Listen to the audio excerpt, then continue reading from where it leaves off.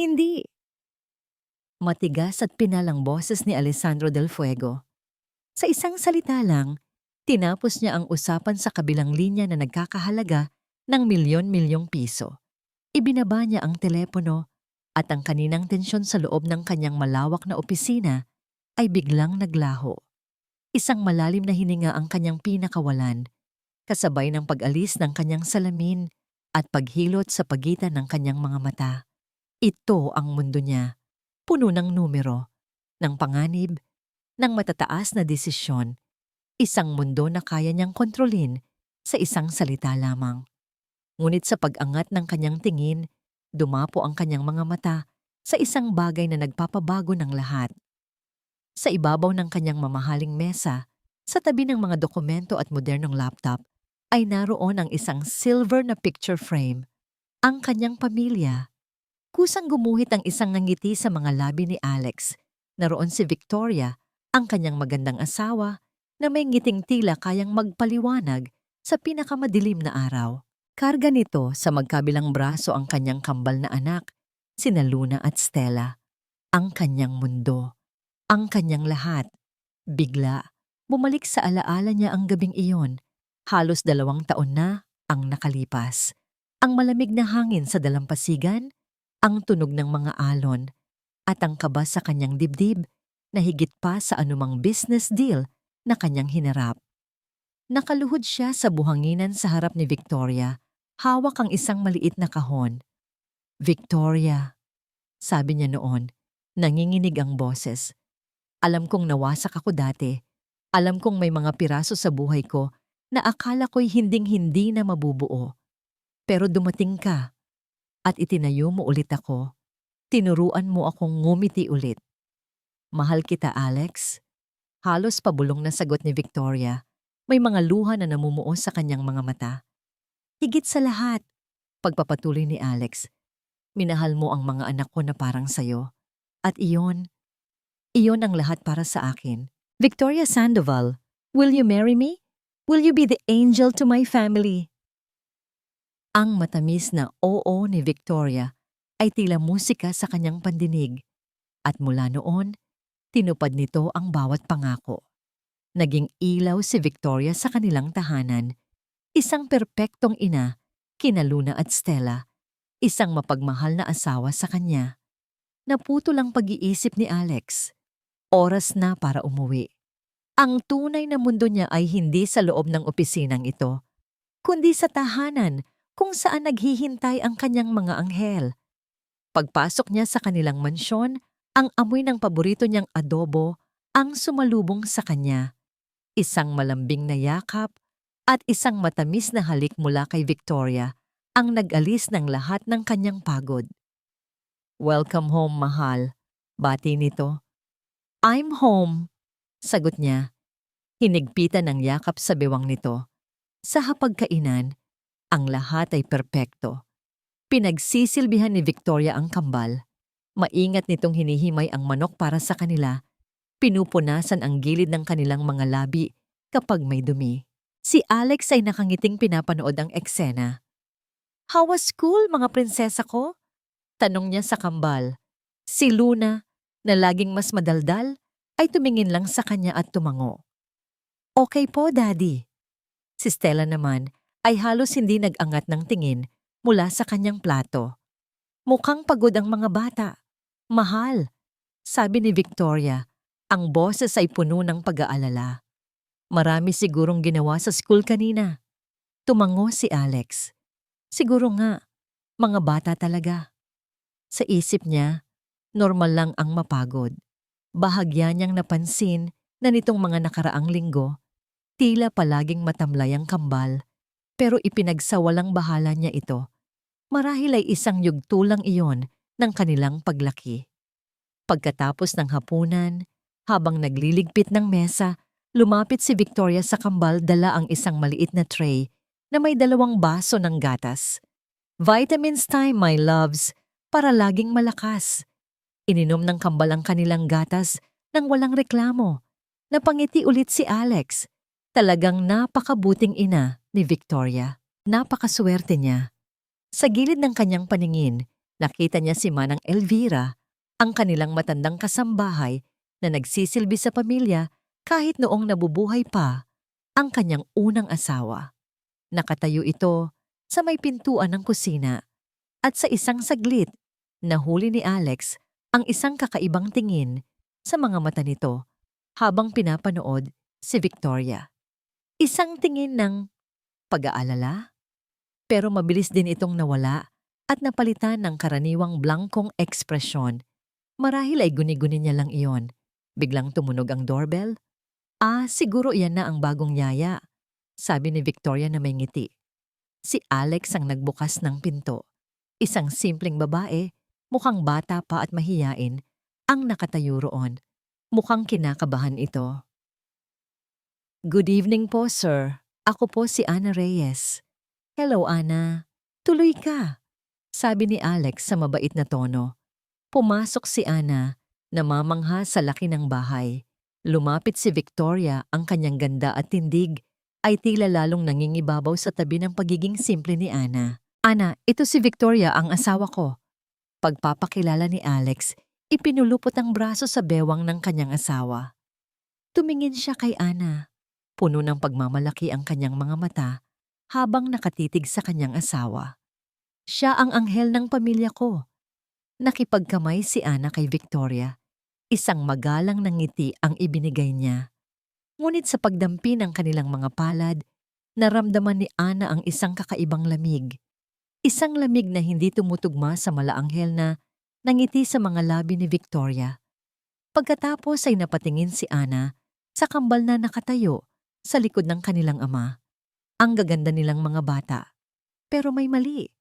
Ang kanilang mga mata, walang kislap, tila mga manika na pinagmamasdan lang ang mundo sa kanilang paligid. Ngunit hindi talaga bahagi nito.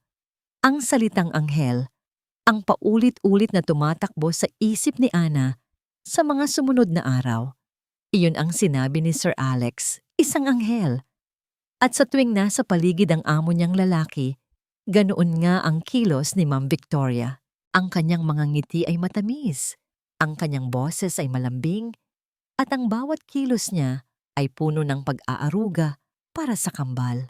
Pero kapag silang tatlo na lang ni Luna at Stella ang naiiwan, o kapag silang dalawa lang ni Ana, ang anghel ay tila nawawalan ng pakpak. Ang init ng kanyang mga ngiti ay naglalaho, napapalitan ng isang malamig at mapanuring tingin. Ana, siguraduhin mong malinis ang kanilang mga kuko bago kumain. Ana, bakit may kaunting dumi ang kanilang bestida? Dapat palagi silang presentable. Ana, huwag mong hahayaang tumakbo-takbo ang mga bata. Baka sila madapa. Ang mga utos ay malinaw at direkta. Ngunit may kasama itong bigat na nagpaparamdam kay Ana na palagi siyang nagkukulang, palagi siyang binabantayan. Ngunit ang higit na ipinagtataka ni Ana ay hindi ang pagbabago sa ugali ng kanyang amo. Ito ay ang kalagayan ni Luna at Stella. Sa malawak na hardin sa likod ng mansyon ay may isang magandang playground na gawa sa kahoy. Mayroon itong swing, slide at isang maliit na playhouse, isang paraiso para sa sinumang 5 taong gulang na bata. Ngunit para kina Luna at Stella, ito ay tila isang palamuti lamang. Isang hapon, sinubukan ni Ana na yayain silang maglaro. Halika Luna, Stella, maghabulan tayo. Sabi niya na may pekeng sigla. Umaasang mahahawa niya ang mga ito. Ngunit ang kambal ay nakaupo lamang sa damuhan, magkatabi. Tumingin sila sa kanya, ang kanilang mga mata ay malalaki at magaganda. Ngunit walang kislap, walang buhay. Ayaw po namin, Yaya Ana. Pagod po kami, sagot ni Luna sa mahinang boses. Lumapit si Ana at umupo sa tabi nila. Hinaplos niya ang buhok ni Stella. Hindi ba kayo nagsasawa na laging nakaupo lang? Ang sarap kayang maglaro. Nagkibit balikat lang si Stella. Ang katawan ng mga bata ay laging tila mabigat. Ang bawat kilos ay tila nangangailangan ng napakalaking lakas. Hindi ito normal. Sa probinsya kung saan siya lumaki, ang mga bata ay tumatakbo, nag-iingay, at umaakyat ng puno, sila Luna at Stella. Para silang mga manikang porselana na takot mabasag. Kinagabihan, habang naghahanda siya ng merienda para sa kambal, pumasok sa kusina si Manang Elvira. Tahimik itong kumilos, nagpupunas ng mga pinggan. Matagal na silang hindi nag-uusap ng masinsinan. Kumusta ang pag-aalaga mo sa mga bata, Ana? Basag nito sa katahimikan. Okay naman po, Manang. Mababait po sila. Tahimik, sagot ni Ana. Maingat na pinipili ang kanyang mga salita. Tumigil sa pagpupunas si Manang Elvira at tumingin sa kanya. Ang mga mata nito, puno ng karanasan, ay tila nakikita ang mga tanong sa isip ni Ana. Ang yumaong ma'am ni Sir Alex, si Ma'am Isabella, mahinang sabi ng matanda. Ang kaluluwa niya, nandito pa rin. Nagbabantay, lalo na tuwing oras na ng bitamina nila. Napansin ni Ana ang bahagyang pagbabago sa tono ng matanda nang binanggit nito ang salitang bitamina. Tila may ibang kahulugan ito para sa kanya. Hindi naintindihan ni Ana, pero isang kaba ang gumapang sa kanyang dibdib. Kinabukasan, ang kabang iyon ay lalong lumaki. Nakita ni Ana ang isang supot ng cookies sa pantry. Kumuha siya ng 2, iniisip na baka kahit paano ay mapasigla nito ang kambal. Luna, Stella, tingnan niyo ang dala ko. Hindi pa niya natatapos ang kanyang sasabihin nang isang malamig na boses ang pumutol sa kanya mula sa likuran. Anong ginagawa mo? Napalingon si Ana. Nakatayo roon si Victoria. Nakapameywang. Ang malaanghel na mukha ay naging kasing tigas ng bato. Ma'am, kukuha lang po sana ako ng... Ibalik mo yan. Utos ni Victoria. Ang boses ay mababa, pero matalas. Hindi ko gusto na binibigyan mo sila ng kahit anong matamis. Nakakasama yan sa kanila. Naiintindihan mo, Ana? Oo po, ma'am. Sorry po. Nautal na sabi ni Ana. Dali-daling ibinalik ang cookies. Naglakad palayo si Victoria na hindi man lang muling sumulyap. Naiwan si Ana na nakatayo roon, nanginginig. Hindi iyon tungkol sa cookies. Hindi iyon tungkol sa asukal, iyon ay tungkol sa kontrol. Ang huling piraso ng palaisipan ay dumating ng gabing iyon. Habang nagliligpit si Ana ng mga laruan sa sala, narinig niya ang boses ni Victoria mula sa nakabukas na pinto ng library. Ang boses nito ay hindi na malamig at kontrolado. Ito ay galit. Sinabi ko nang maayos ang lahat, narinig niyang sabi nito sa kausap sa telepono. Nasa kontrol ko ang sitwasyon, kaya pwede ba? Huwag ka nang tatawag dito, baka may makarinig. Bigla, ibinagsak nito ang telepono. Isang nakabibinging katahimikan ang sumunod. Dahan-dahang lumakad si Ana paalis. Ang puso niya'y kumakabog ng malakas. Anong sitwasyon ang kinokontrol ni Ma'am Victoria? Sino ang kausap niya? Hating gabi na. Hindi makatulog si Ana. Bumaba siya para uminom ng tubig. Ang buong bahay ay tahimik at madilim. Ngunit habang papalapit siya sa kusina, may narinig siyang isang tunog mula sa banyo sa ibabang palapag.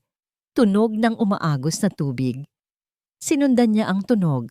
Dahan-dahan, bawat hakbang ay maingat.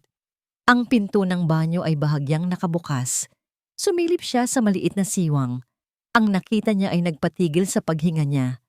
Si Ma'am Victoria, ang anghel ng pamilya, ay nakatayo sa tabi ng bathtub. Bukas ang gripo, ngunit hindi lang tubig ang laman nito. Mula sa isang malaking plastic bag, walang emosyon, nitong ibinubuhos ang laman sa loob ng bathtub. Yelo, daan-daang piraso ng yelo. Nanigas si Ana sa kanyang kinatatayuan. Ang hangin na lumalabas mula sa siwang ng pinto ay may dalang lamig na hindi lang galing sa mga piraso ng yelo, kundi sa isang uri ng kasamaan na ngayon lang niya nasaksihan sa buong buhay niya. Ang kanyang mga paa ay tila nakapako sa sahig. Gusto niyang tumakbo, gusto niyang sumigaw, pero walang boses na lumalabas sa kanyang lalamunan.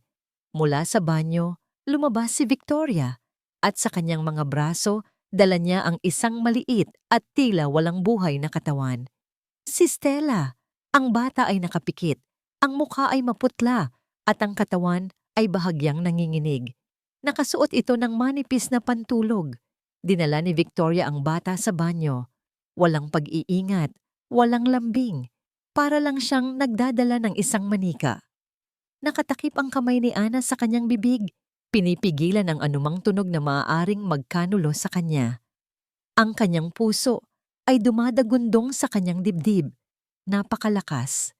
Naakala niya'y maririnig ni Victoria anumang oras. Sa loob ng banyo, marahanyang ibinaba si Stella sa nagyayalong tubig. Isang mahinang ungol ang kumawala sa bibig ng bata. Bahagya nitong iminulat ang kanyang mga mata, ngunit ang mga ito ay malabo at walang direksyon. Ang katawan nito ay biglang nanigas dahil sa sobrang lamig.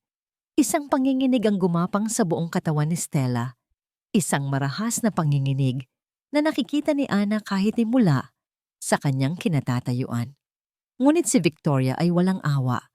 Hinawakan niya ang balikat ng bata para hindi ito makaahon. "Shh! Tahan na," bulong ni Victoria. Ang kanyang boses na dati ginagamit niya para aliwin ang mga bata sa harap ni Alex ay nagkaroon na ng isang nakakakilabot at nakakatakot na tono. Ganito ang gagawin ni Mommy para maging mabait kang bata. Si Ana ay hindi na makahinga. Ito ay hindi pagdidisiplina. Ito ay pagpapahirap. Isang walang kaluluwang pagpapahirap sa isang inosenteng bata na halos wala ng malay. Para mahalin ka ni Daddy ng higit sa lahat, patuloy ni Victoria habang bahagyang idinidiin ang bata sa tubig na may yelo. Kailangan mong sumunod. Kailangan mong maging perpekto. Isang perpektong maliit na manika para kay Mommy. Ang mga salita ay tila mga patalim na tumusok sa puso ni Ana. Ang bawat segundo na lumilipas ay parang isang walang hanggang bangungot. Nakita niya ang pag-asul ng mga labi ni Stella. Nakita niya ang unti-unting paghina ng panginginig nito na tila sumusuko na ang munting katawan sa matinding lamig. Ilang sandali pa na tila isang kawalang hanggan para kay Ana, iniahon din ni Victoria ang bata. Binalot niya ito sa isang tuwalya ng walang anumang pag-iingat at muling binuhat. Hindi na gumagalaw si Stella. Mabilis na umatras si Ana mula sa pinto, nagtago sa dilim ng pasilyo habang pinapanood niyang lumabas si Victoria sa banyo. Dala ang basang-basa at nanginginig na bata pabalik sa silid nito. Nang sigurado nang wala na si Victoria, hindi na napigilan ni Ana ang sarili.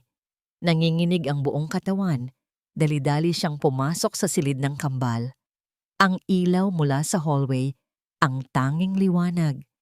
Doon, nakahiga si Stella sa kanyang kama, nakatalukbong ng kumot, ngunit ang panginginig ng kanyang katawan ay kitang-kita pa rin.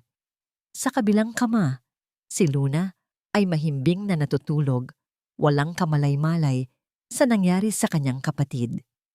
Lumuhod si Ana sa tabi ng kama ni Stella. Ang mukha ng bata ay kasing putla ng papel. Hinawakan niya ang kamay nito. Ito ay kasing lamig ng yelo. Walang pag-aalinlangan, niyakap ni Ana ang bata. Ipinapatong ang kumot sa kanilang dalawa. Sinusubukang ibigay ang init ng kanyang sariling katawan sa nanlalamig na si Stella. "Andito lang si Yaya. Andito lang ako," bulong niya habang sunod-sunod na tumutulo ang kanyang mga luha.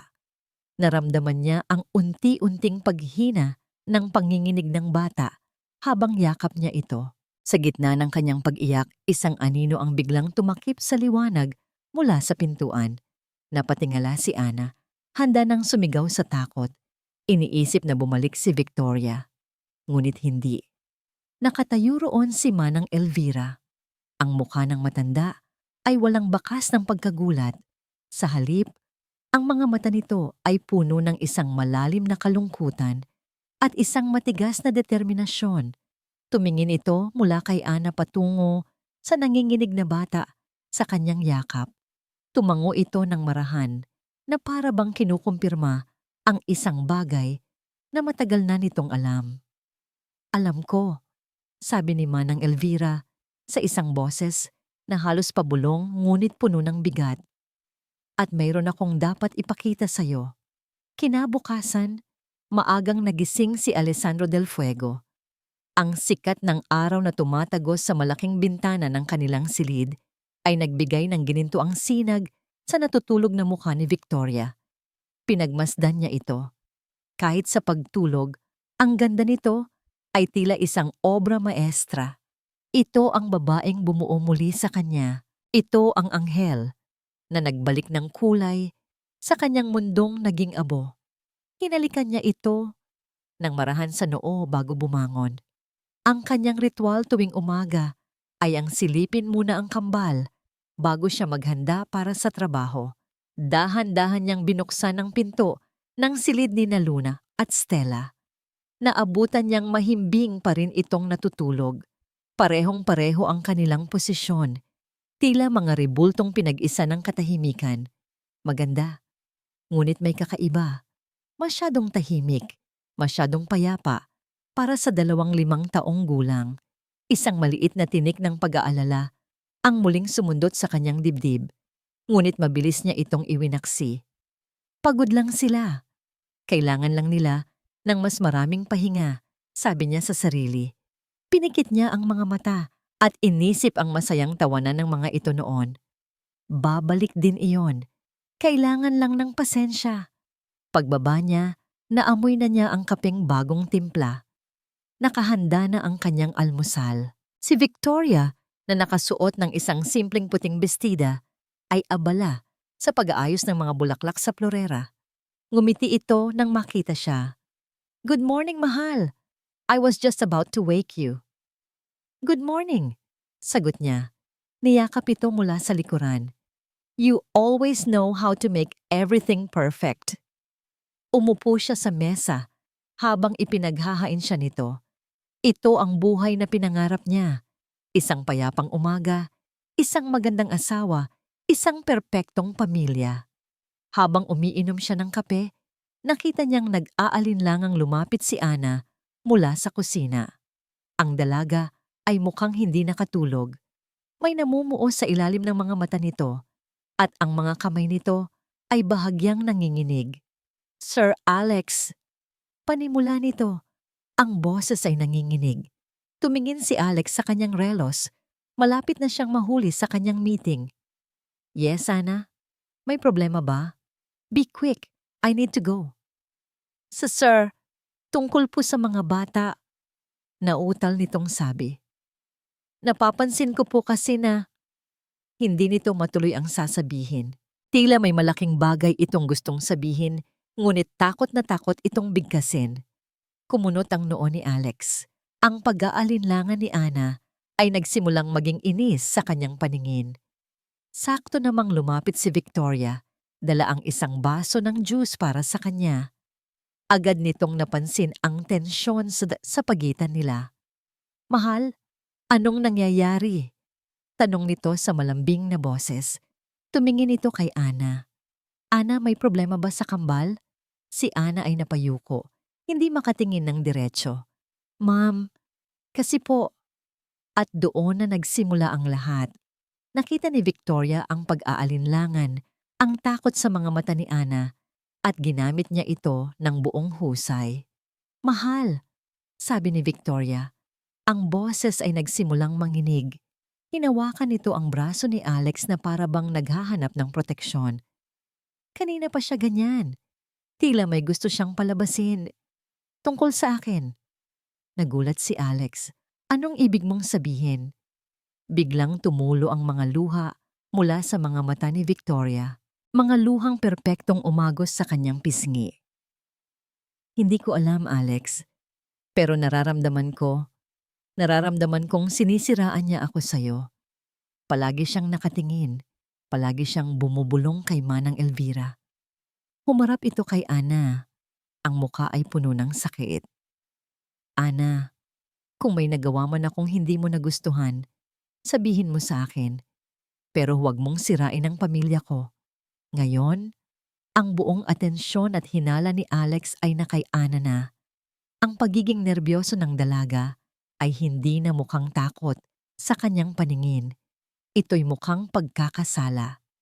Ana, anong ibig sabihin nito? Magsalita ka. Utos ni Alex, tumataas na ang boses. Sir, hindi po. Ang mga bata po. Si Ma'am. Lalong nagkanda-utal-utal si Ana. Pero huli na ang lahat. Ang pader ng pagkabulag ni Alex ay naitayo na.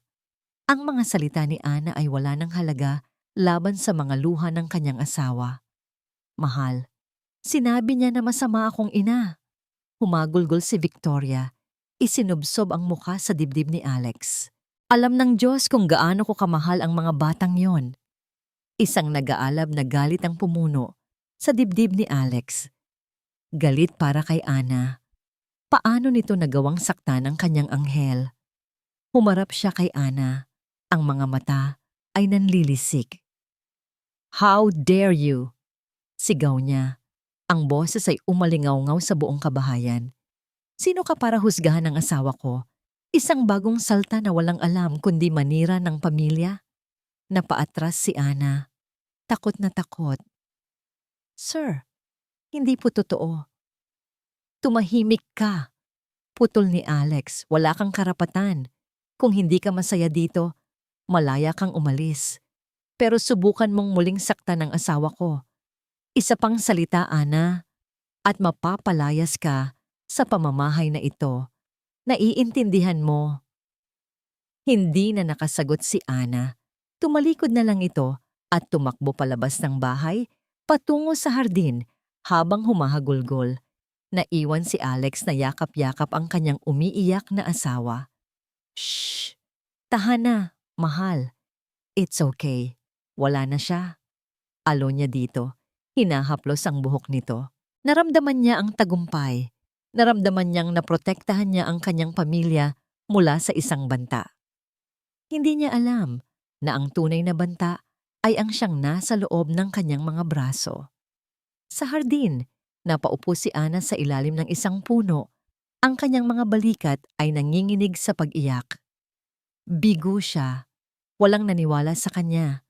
Paano niya ngayon ililigtas ang mga bata? Isang anino ang tumakip sa kanya. Dahan-dahan siyang nag-angat ng tingin. Nakatayo roon si Manang Elvira, hawak ang isang baso ng tubig. Ang mukha ng matanda ay seryoso, walang bahid ng awa, kundi ng isang matatag na kapasyahan. Uminom ka, sabi nito. Inabot ni Ana ang baso, nanginginig ang kamay. Pinagmasdan siya ni Manang Elvira. Nakita mo na, sinubukan mo. Hindi siya naniwala. Huminga ito ng malalim. Hindi ito ang oras para umiyak. Tumingin si Ana sa matanda, naguguluhan. Ito ang oras para lumaban.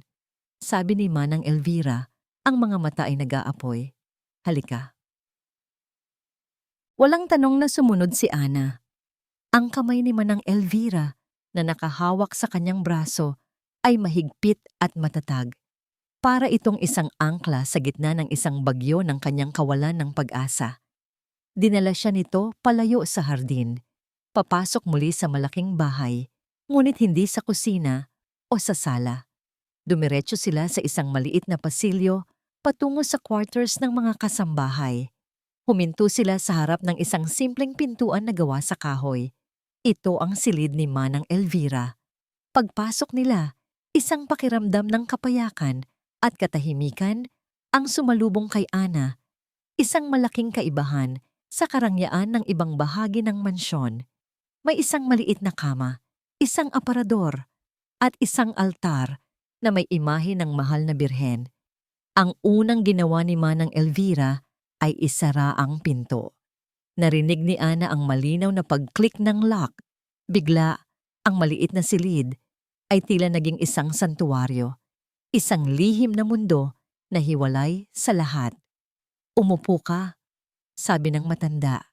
Itinuro ang nag-iisang upuan sa tabi ng kama. Sumunod si Ana, pinupunasan pa rin ang mga huling bakas ng luha sa kanyang pisngi.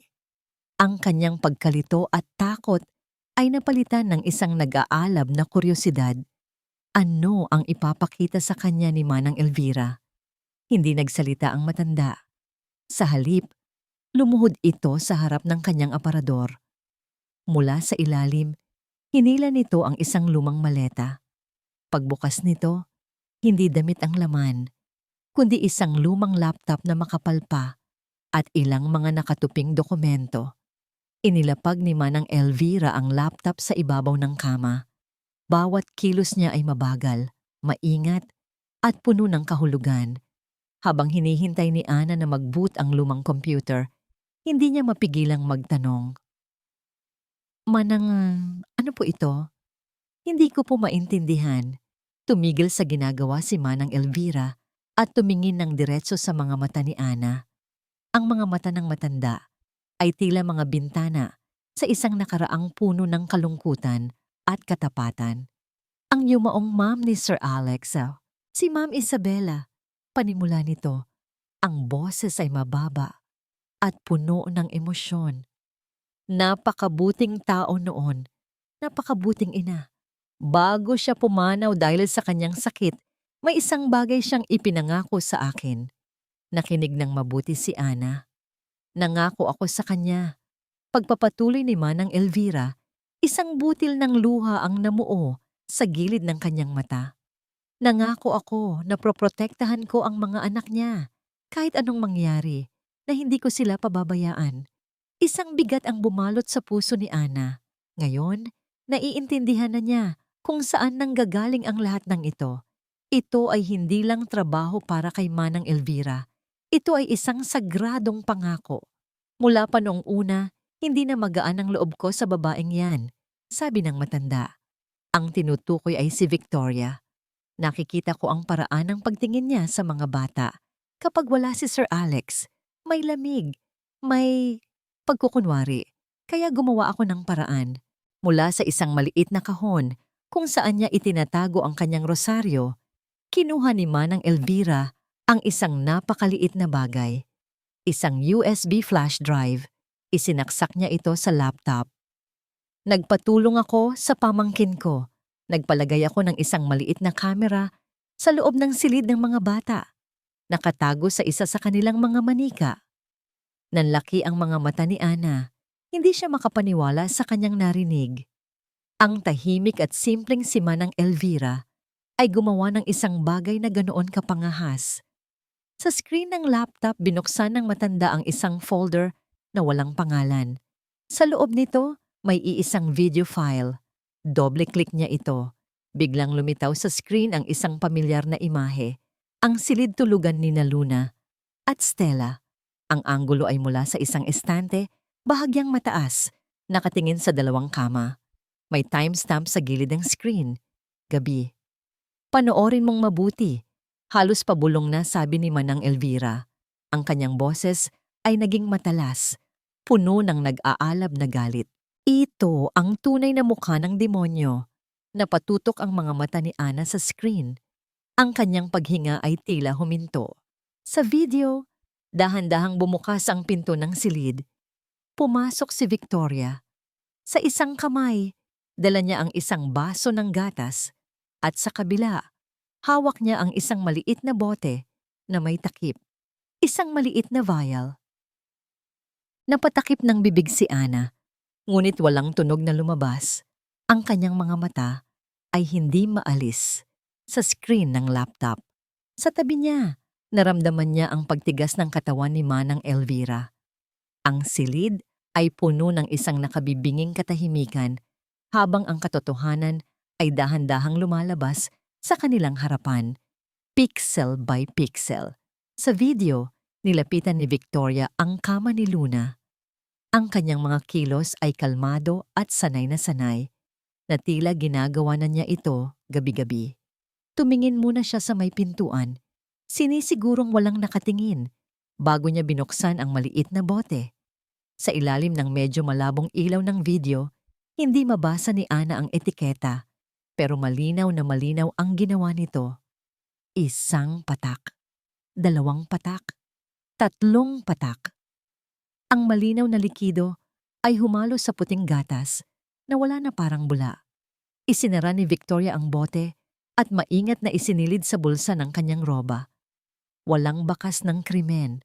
Pagkatapos, ginising niya ang natutulog na bata.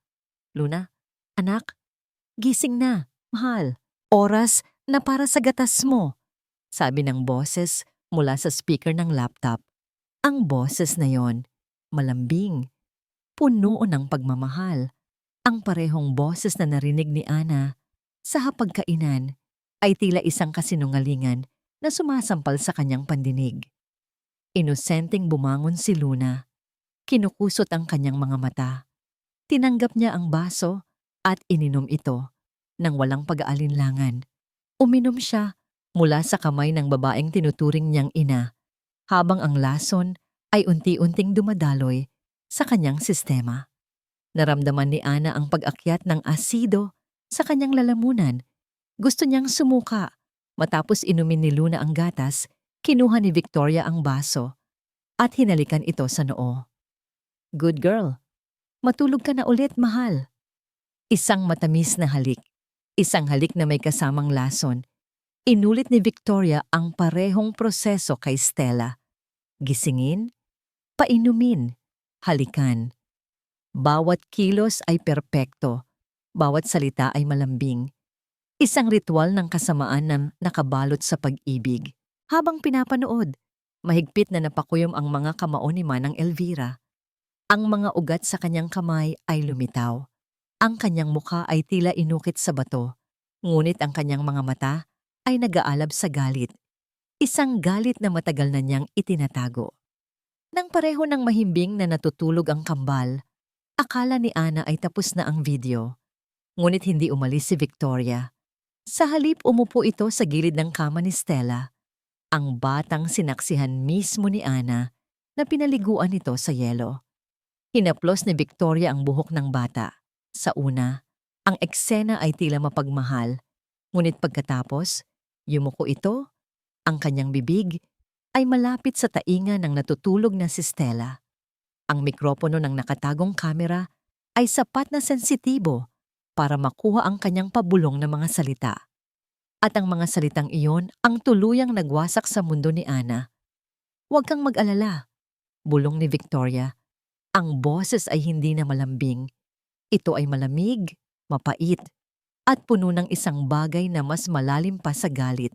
Aalagaan kita, hindi tulad ng ginawa ko sa kanya, sa kapatid mo. Kapatid? Tanong ni Ana sa kanyang isip. Anong kapatid? Ang walang kwenta kong anak, patuloy ng demonyong bulong.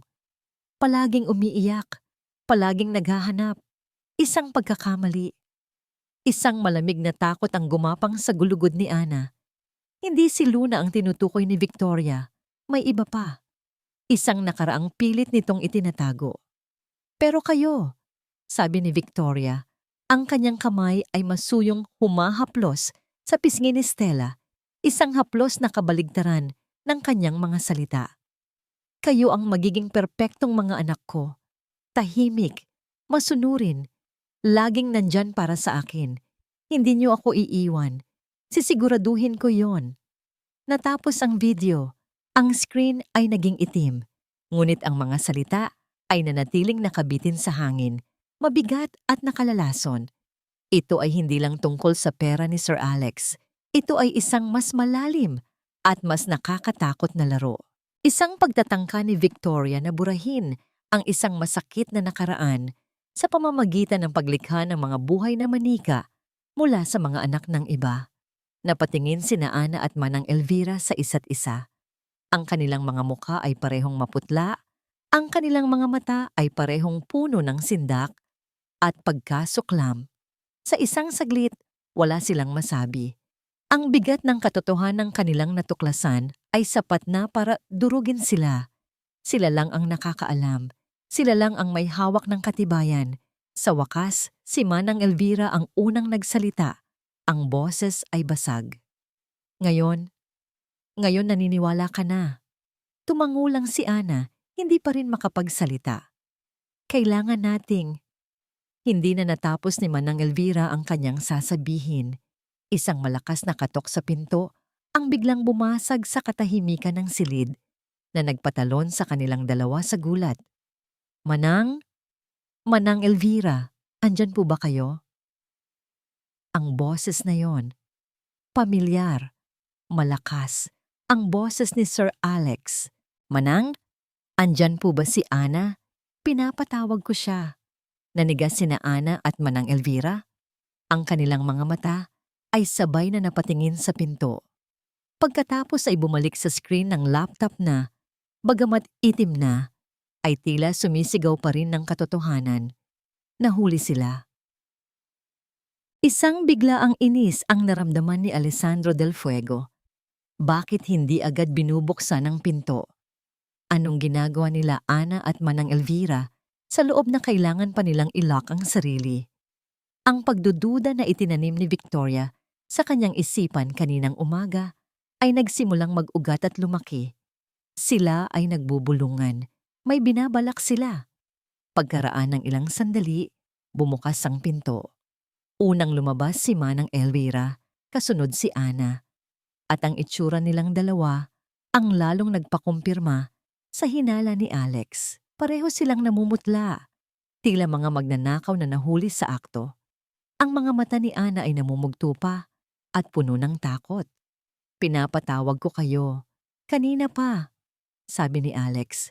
Ang boses ay malamig at walang pasensya. Pasensya na po, sir. Nauutal na sabi ni Manang Elvira habang si Ana ay nakayuko lang. Mahal, nandito ka lang pala. Hinahanap kita. Isang malambing na boses ang nanggaling sa likuran ni Alex, si Victoria. Lumapit ito, ang mukha ay nagpapakita ng perpektong pag-aalala. May problema ba? Tumingin si Alex mula sa kanyang asawa patungo sa dalawang kasambahay. I was just settling things. Gumiti si Victoria, ngunit ang kanyang mga mata ay matalim na nakatitig kay Ana. Ana, okay ka lang ba? Mukha kang umiyak. Ang tanong ay tila puno ng awa. Ngunit para sa pandinig ni Ana, ito ay isang banta. Bago pa man makasagot si Ana, hinawakan ni Victoria ang kanyang sariling braso na para bang may bigla siyang naalala. Ay teka, mahal Ana, mahal, nakita mo ba yung bracelet ko? Yung binigay mo sa akin nung anniversary natin? Hindi ko mahanap sa loob ng jewelry box ko. Kumunot ang noo ni Alex. Hindi ba't suot mo lang yan kahapon? Oo nga sabi ni Victoria. Ang kanyang boses ay nagsisimula ng mag-alala. Naglakad siya palapit kay Ana. Ana, pumasok ka ba sa kwarto namin kanina para maglinis? Umiling si Ana. Ang takot ay lalong gumuhit sa kanyang muka. Hindi po, ma'am. Sigurado ka? Tanong ni Victoria. Ang kanyang mga mata ay tila may hinahanap. At pagkatapos, tila may nakita siya. Dahan-dahan, itinaas ni Victoria ang kanyang kamay at itinuro ang bulsa sa uniforme ni Ana. May isang bagay na bahagyang nakausli mula rito. Isang bagay na kumikinang. Ano yan? Sa bulsa mo. Lahat ng mata ay napunta sa bulsa ni Ana. Maging si Ana ay napatingin pababa, naguguluhan. Walang kamalay-malay, dahan-dahan niyang inilabas ang laman nito. Isang gintong pulseras na may maliliit na diamante. Ang pulseras na regalo ni Alex kay Victoria. Namilog ang mga mata ni Ana. Paano? Paano yon napunta doon? Tumingin siya kay Victoria at sa isang saglit, nakita niya ang isang malamig, nagtatagumpay na ngiti sa mga labi nito bago ito napalitan ng isang ekspresyon ng pagkabigla at sakit. Ang bracelet ko. Humihikbing sabi ni Victoria. Tumingin ito kay Alex. Ang mga luha ay muling umagos. Mahal, ninanakawan niya tayo. Yun na yon. Ang huling piraso, ang ebidensya. Ang patunay sa lahat ng kasinungalingan at paninira. Isang nakakabinging galit ang sumabog sa loob ni Alex. Ang lahat ng pagtitimpi niya ay nawala. Ang kanyang mundo ay naging itim at puti. Si Victoria ang biktima, si Ana ang salarin. Mahal, sinisiraan niya tayo dahil nahuli natin siya. Sigaw ni Victoria. Ang bawat salita ay isang punyal na lalong nagpaalab sa galit ni Alex. Sinusubukan niyang sirain ang pamilya natin. Hindi po. Hindi po totoo yan, sir. Maniwala po kayo. Umiiyak na pakiusap ni Ana. Ibinabagsak ang pulseras na para siyang napaso. Hindi ko po alam kung paano yan napunta dyan. Sir Alex, pakanalang po ito. Sabat ni Manang Elvira. Sinusubukang ipagtanggol si Ana. Ngunit si Alex ay bingi na. Ang nakikita lang niya ay ang kanyang umiiyak na asawa at ang mukha ng isang taksil. Humarap siya kay Ana. Ang mukha ay walang emosyon. Ngunit ang mga mata ay nag-aapoy. Hindi ko akalain, sabi niya sa isang boses na nakakakilabot sa lamig. Pagkatapos ng lahat, pagkatapos kong bigyan ka ng trabaho, ng tirahan, ganito ang isusukli mo. Sir, parang awa niyo na. Umalis ka na. Putol niya. Ang kanyang mga salita ay pinal at walang awa. Umalis ka na sa pamamahay na ito. Ngayon din, tawag niya sa 2 security guard na nagbabantay sa gate. Mga guard, palabasin ang babaeng yan. Siguraduhin niyong hindi na siya makakabalik pa. Sir Alex, wag po. Pagmamakaawa ni Manang Elvira. Ngunit hinila na ng mga gwardya si Ana. Si Ana ay hindi na lumaban. Ang lahat ng lakas ay tila nawala sa kanyang katawan. Habang kinakaladkad siya palabas, ang tanging nagawa niya ay tumingin kay Alex. Ang kanyang mga mata ay sumisigaw ng katotohanan na hindi nito nakita. Sa pagsara ng malaking pinto sa kanyang likuran, nagsimulang pumatak ang ulan. Naiwan si Ana sa labas ng gate, basang-basa, habang ang lahat ng kanyang pag-asa ay tila inanod ng malamig na agos. Sa loob ng mansyon, niyakap ni Alex ang nanginginig na si Victoria. Tapos na, mahal. Ligtas na tayo. Bulong niya. Ngunit habang sinasabi niya ang mga salitang iyon, ang kanyang mga mata ay napadako sa hagdanan, patungo sa silid ng kanyang mga anak. Ang silid kung saan sila natutulog, tahimik at walang buhay, tulad ng dati. Ang problema ay wala na. Ang nanggugulo ay napaalis na. Ngunit bakit? Bakit may isang kakaibang kirot siyang naramdaman sa kanyang dibdib? Isang munting-munting butil ng pagdududa sa unang pagkakataon ay nagsimulang sumibol sa isang sulok ng kanyang isipan. Lumipas ang 1 araw, 2 araw. Inaasahan ni Alessandro Del Fuego na sa pag-alis ni Ana, babalik na sa dati ang lahat. Ang sigla, ang ingay, ang tawanan. Inaasahan niya na ang pag-alis ng problema ay magbabalik sa kanyang perpektong pamilya. Pero nagkamali siya. Ang katahimikan sa loob ng mansyon ay lalong naging malalim at nakakabingi. Ito ay hindi na katahimikan ng kapayapaan. Ito ay katahimikan ng kawalan. Isang hapon, umuwi siya ng maaga mula sa opisina. Desididong ibalik ang saya sa kanyang mga anak. Dala niya ang isang bagong set ng mga manika at isang remote-controlled na kotse. Naabutan niya sina Luna at Stella na nakaupo sa sala, nanonood ng cartoons sa telebisyon. Mga prinsesa ko, masayang bati niya. Tingnan niyo ang dala ni Daddy. Tumingin sila sa kanya, pero ang kanilang mga mata ay blangko. Walang kislap ng pananabik, walang sigaw ng tuwa. Wow, Daddy, sabi ni Luna sa isang walang kabuhay-buhay na tono. Lumuhod si Alex sa sahig at inilabas ang mga laruan. Halika, maglaro tayo. Ipinakita niya kung paano paandarin ang kotse. Umikot ito sa sahig. Dati, mag-uunahan ang dalawa para habulin ito. Ngayon, nakatingin lang sila. Sinubukan niyang ibigay ang manika kay Stella. Kinuha ito ng bata. Ngunit pagkatapos ay ipinatong lang sa kanyang tabi. Isang nakakatakot, nakahungkagan ang gumapang sa puso ni Alex. Ang mga anak niya ay nasa harap niya. Ngunit parang wala sila roon. Ang kanilang mga katawan ay naroon. Ngunit ang kanilang mga espiritu, ang kanilang pagkabata, ay tila ninakaw.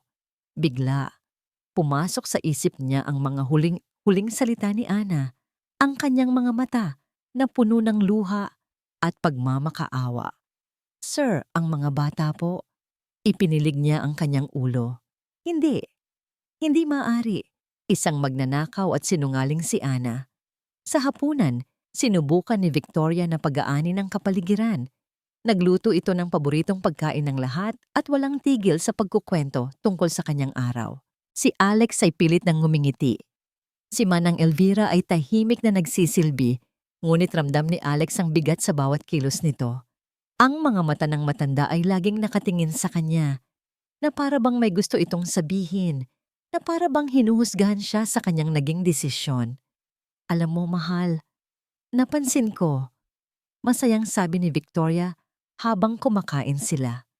Mula nang umalis ang babaeng iyon, tila mas naging payapa ang bahay. Tumango lang si Alex. At ang mga bata, dagdag pa nito, mas mahimbing na ang kanilang tulog. Mabuti na lang. At mas mahimbing na ang tulog ni Stella ngayon. Hindi na siya gumigising sa kalagitnaan ng gabi, tulad ng dati. Iyon na iyon. Isang simpleng pangungusap. Ngunit para kay Alex, ito ay tumama na parang isang malakas na kulog.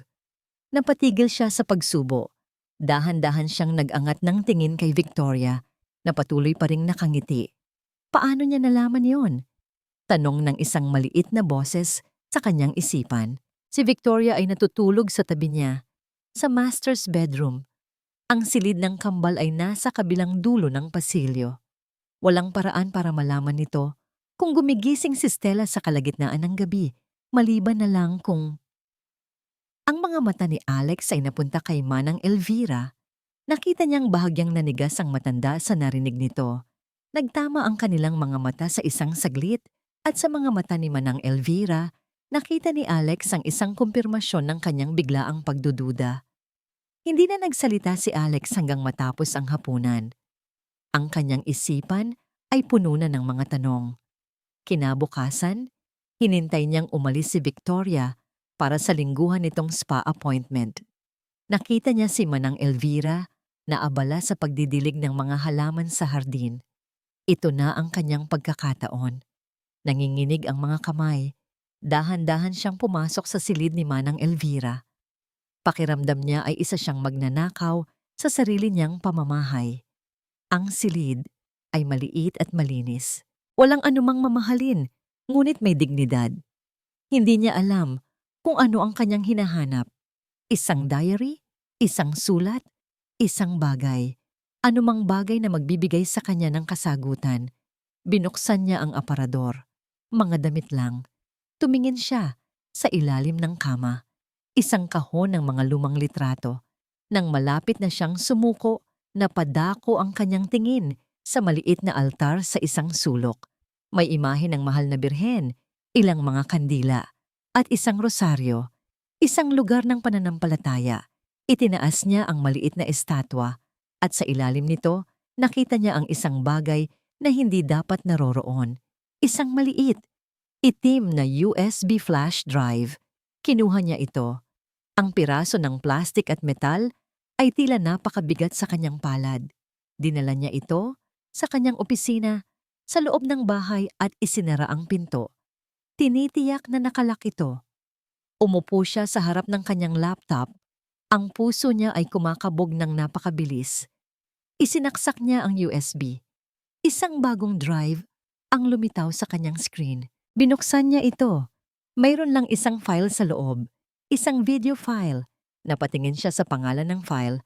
Katotohanan. Nag-alinlangan siya. Isang bahagi niya ang gustong isara ang lahat. Kalimutan ang kanyang nakita. At bumalik sa kanyang perpektong kasinungalingan.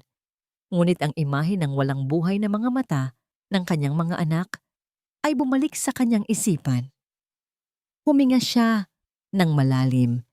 Iginuhit niya ang cursor sa file at nag-click siya. Ang unang imahe na lumabas sa screen ay pamilyar. Ang silid ng kanyang mga anak. Ang malambot na kulay rosas na pader, ang mga laruang nakakalat sa isang sulok, ang dalawang maliit na kama, isang lugar ng kapayapaan, isang santuwaryo.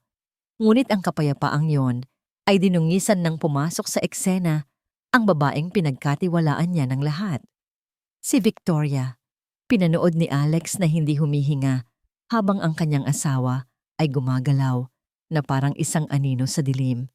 Nakita niya ang maliit na bote. Nakita niya ang pagpatak ng likido sa gatas. Isang ungol ng pagtanggi ang kumawala sa kanyang lalamunan. Hindi. Isang paninira. Gawa-gawa lang to ni Ana.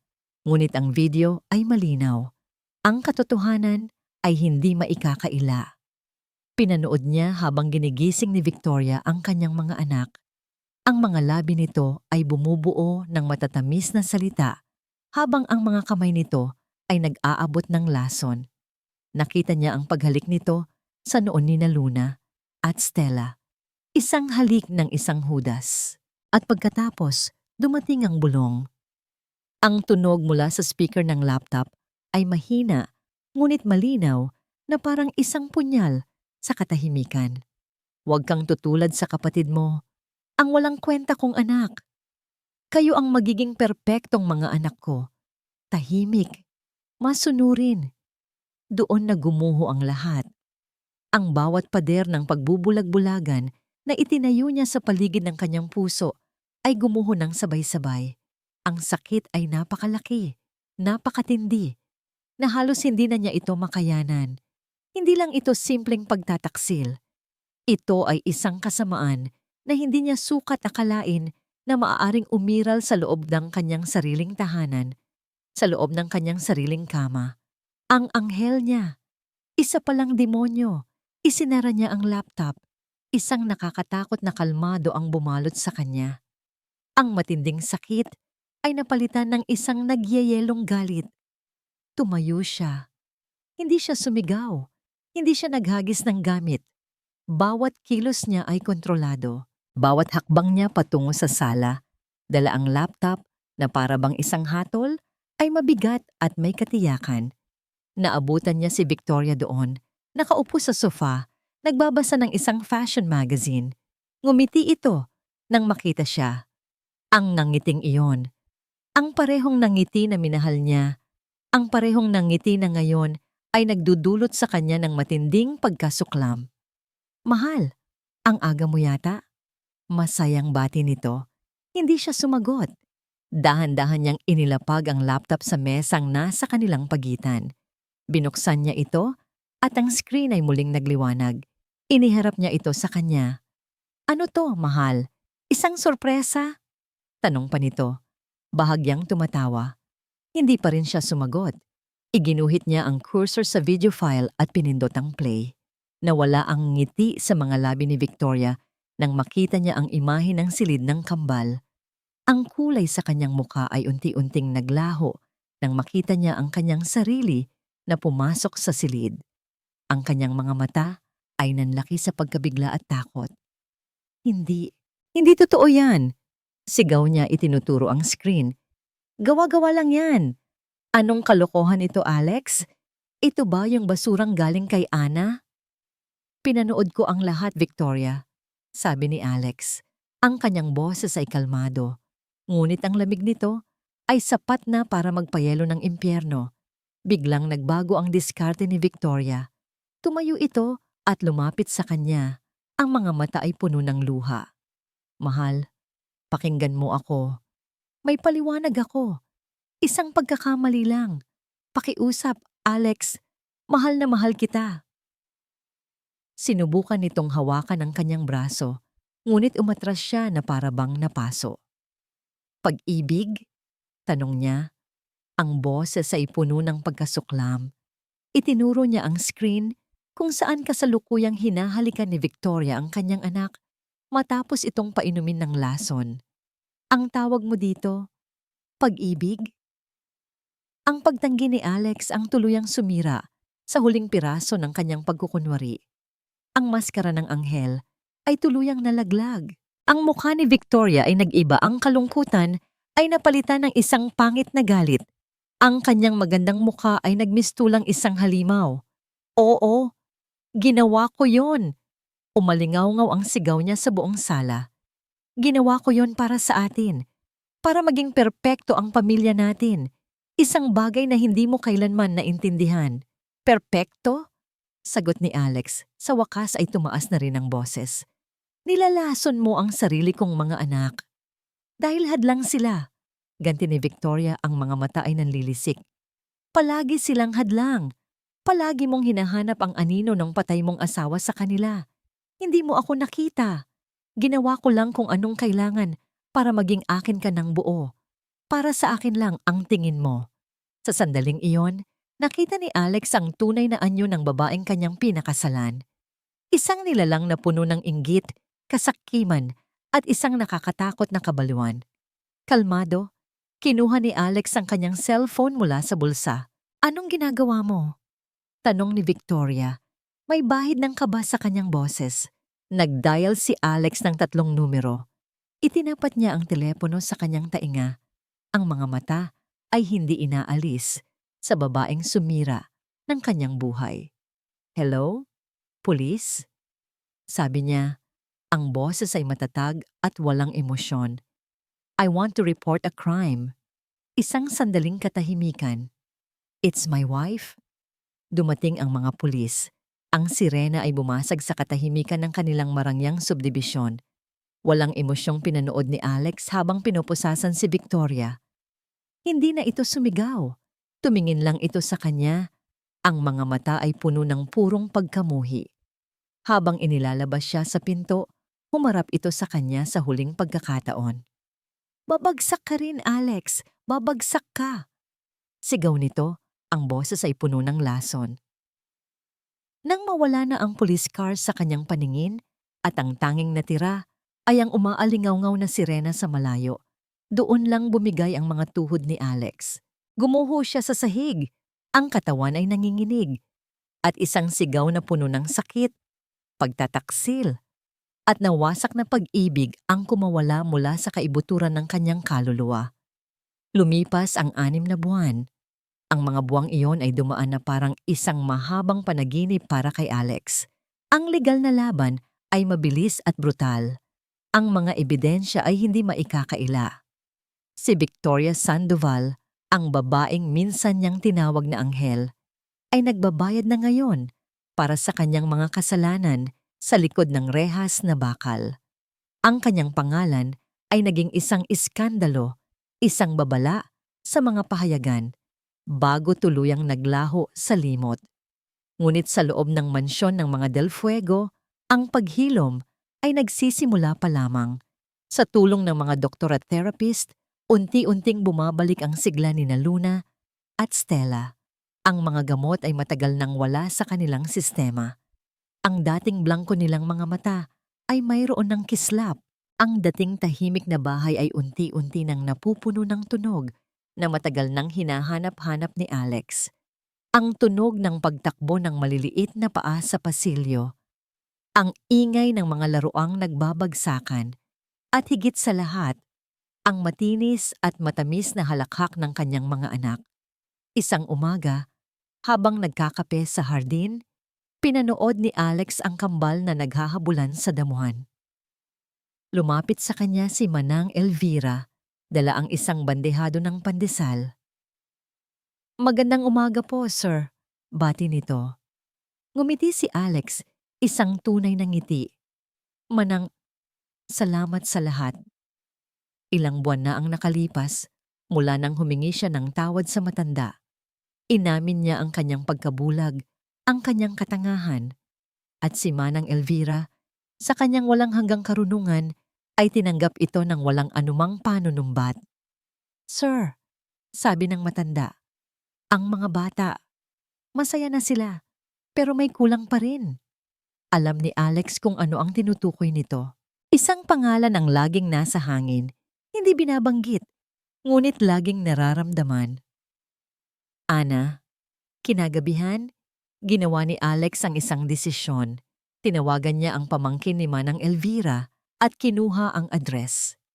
Kinabukasan, sumakay siya sa kanyang kotse at nagmaneho ng ilang oras palayo sa syudad, patungo sa isang simpleng probinsya na napapalibutan ng luntiang mga bukirin.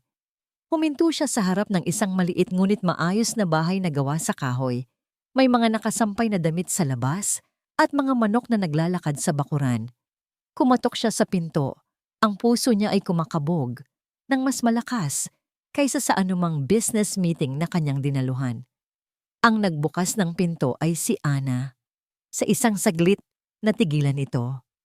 Ang gulat sa kanyang mga mata ay napalitan ng isang maingat na ekspresyon. Mas payat siya ng kaunti, ngunit mayroon ng bagong tatag sa kanyang tindig. Wala na ang takot sa kanyang mga mata. Napalitan ito ng isang tahimik na lakas.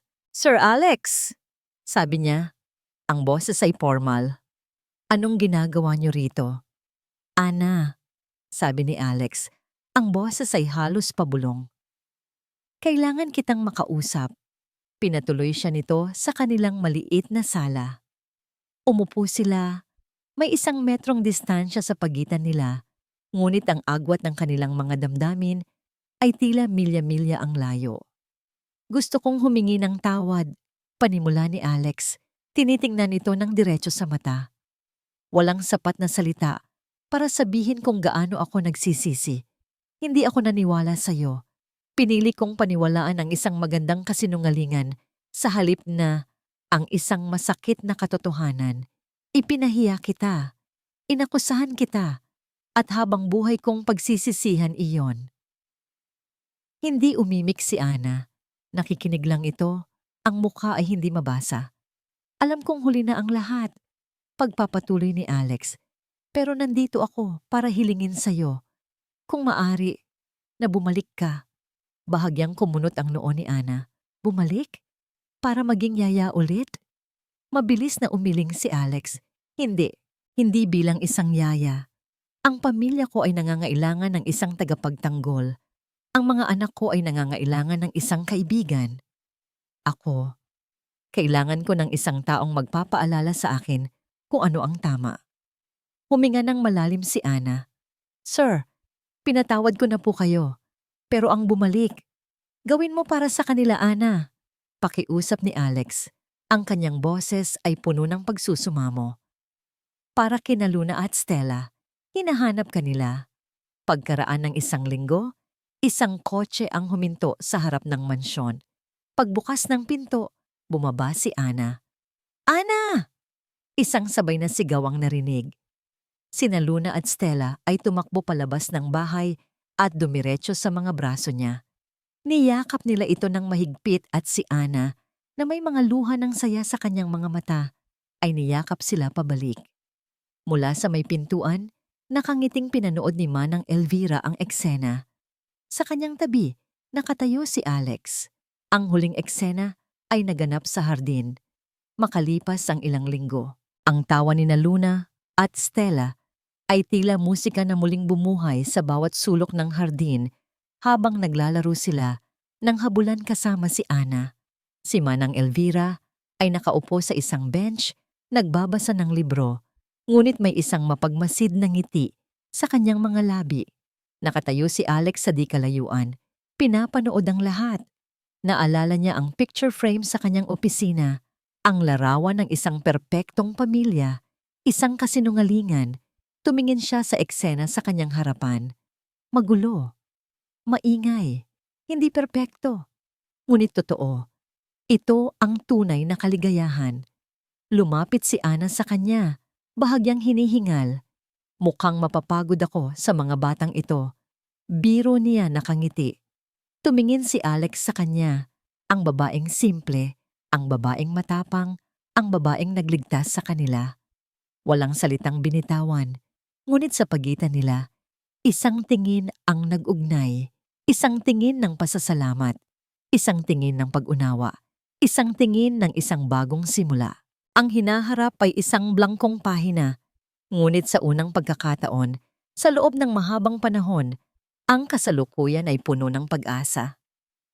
At dito nagtatapos ang kwento ng paghilom at bagong pag-asa para kina Alex, Ana, Luna at Stella. Mga minamahal kong tagapakinig, mula sa kaibuturan ng aking puso, maraming salamat. Salamat sa inyong walang sawang pagsubaybay, sa bawat kabanata, sa pag-antabay sa bawat pagsubok na hinarap ng ating mga bida. Ang pagsulat ng kwentong ito ay isang paglalakbay na puno ng matitinding emosyon at isang karangalan na makasama kayo sa bawat hakbang. Kasama ninyo, naramdaman ko ang bawat sakit, bawat takot, at sa huli, ang bawat sinag ng pag-asa.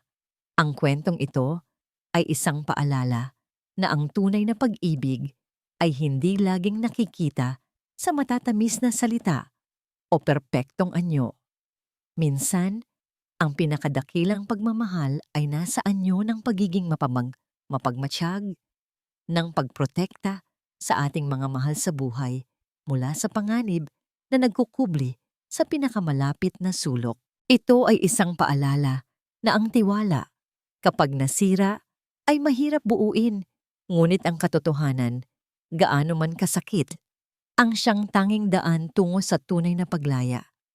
At higit sa lahat, ito ay isang kwento ng pag-asa, na kahit sa pinakamadilim na pagkakamali at pinakamasakit na pagtataksil, mayroong laging puwang para sa paghilom, pagpapatawad sa sarili, at isang panibagong simula.